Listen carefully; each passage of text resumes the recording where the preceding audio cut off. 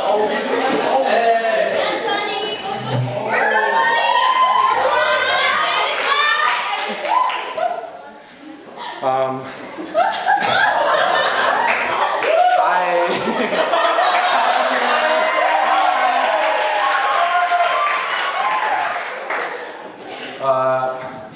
ladies and gentlemen, Calvinists and non-Calvinists, believers and non-believers. I'm so excited to be here!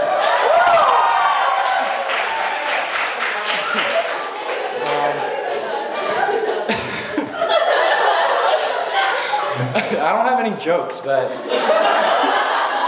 so I hear like Jeb Bush is coming in like 2 weeks to Brown, right? And if you were in my position, if he were a stand-up comedian, I think he would say, "Please clap."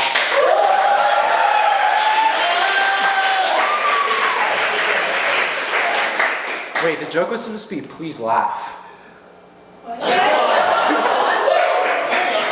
Well, Jeb Bush and I share something in common, and it's that we're both a little weird. Just a little bit weird. And I don't know, I was thinking about this, like, why am I so weird? Like, I was like thinking about this for like the past few days and weeks. I was watching the sun rise up and down from the CIT. I was listening to birds chirping. I was staring at Caleb Kim's mama jeans. And after contemplating for a couple weeks, I think I finally have an answer for how I ended up like this. And it traces back to first grade when I had bowel problems. And it was a day in which we're in gym class, and it was gym day, so we had to wear white shirts and white pants. And we were doing jumping jacks, my favorite exercise. I was so excited to do jumping jacks. I was doing up, down, up, down. But then I think my intestines got a little too excited. So I was doing jumping jacks until I felt something come out. And it's not like the little liquid thing. Like, I'm talking about like the big smell. So I poop my pants during gym. So I walk and run into like the bathroom, and I face my back against the mirror. I turn my head around. I see just brown stuff, like a brown blob on my butt. So I'm like, oh no, what do I do? So I go back to class. I sit down. I last for 10 minutes, and my friend comes over, and then he just goes like, just sniffs over, and he's like, "Sonny, who farted?" And I look at the guy next to me, and I'm like, oh, it's him, it's him. Yeah, so I somehow last through school with brown pants, and I'm walking back from school, and I walk, it's like a 10-minute walk, so I'm like halfway there, and like, I'm walking fine, just like covering my brown butt. And like, this like school troll, he comes up to me from behind, and he's like, he just stares at it, and he points to it, and he yells, "Sonny Mo pooped his pants!" Yeah, so, wait, what? So I told him that I spilled coffee on my butt. And I went back home and I told my mom that I spilled coffee on my butt. And the next day I became known as Poopy Boy in school. So, yeah, I thought I was done with bodily dysfunctions after that, but fast forward a couple years, I was a sophomore in math class, sitting down. And I thought I was done with bodily dysfunctions, but we were giving out presentations on like sine, cosine, tangent, and each student had to go, and I was up next, and I was like running out of time. I'm preparing, out of like not knowing what to do. And like these are the times when like puberty is like at its high, hormones are just raging. Alex knows.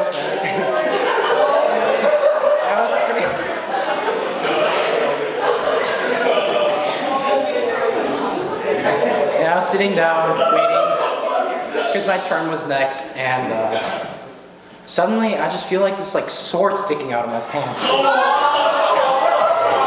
And I was like, no!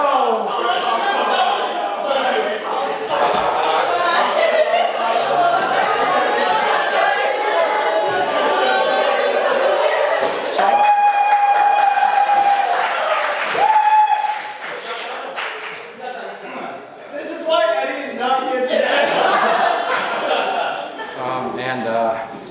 Yeah, I was like, oh no, I'm gonna go up in front of the entire class, give a presentation on tangent, but nobody's gonna look at it because they're just gonna stare at my pants and see this sword sticking out of my pants. And I was like, oh my goodness. So I'm like, solution number one, happy thoughts. It's like, think of orangutans, bunnies, it's like happy stuff.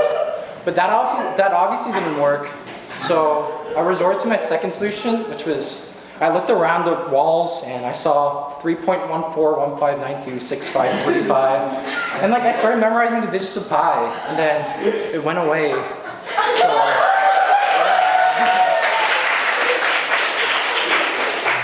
yeah, and I thought I was over with like bodily fiascos. And then fast forward 2 years, last summer. It's my last story, I'm sorry. Like I was back in Korea, not in America. And I was working as a tour guide. Oh no. And I was working as a tour guide for like a group of like 20 American passengers. And we were in a bus and we were traveling from Seoul, which is like the capital city. It's like a rural area, and it was like a 4-hour drive. So yeah, it was gonna take quite some time. And the bus didn't have a bathroom. So like, so we're like 2 hours in, we're going through like the Great Plains of Korea, just like a desert. Like halfway through the journey, this old man, he just stands up and he's like, "Excuse me, sir, can I please use the bathroom?" It's like the strangest voice and like the strangest guy ever. So we stop the bus. Turns out everybody else needs to use the bathroom. But then there's no bathroom because it's like the plains. So what we do is we put the bus in the middle, and then we line the women on the right side, and we line the men on the left side, and then they do their business or whatever. Yeah.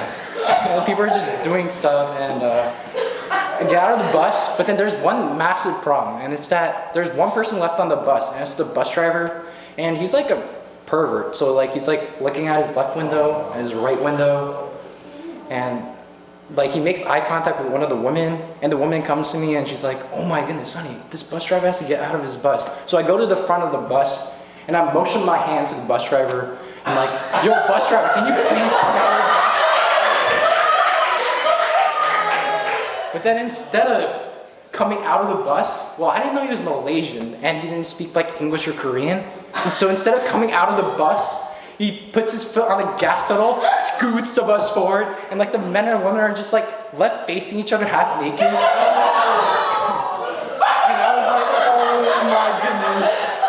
It's like 5 seconds of silence and just extreme chaos. And it's just terrible. And people are just screaming, just like throwing stuff, just like recovering stuff. And just like that whole incident was over. And now we're back in the bus, just like trying to complete the rest of our journey. And I would just like ask stuff like, "Do you know what this like croto is?" And like, it would just be like dead silence. I went to my hotel that evening and I was just checking my TripAdvisor because that's where they rate my performance. I've never seen so many 1 stars in my life.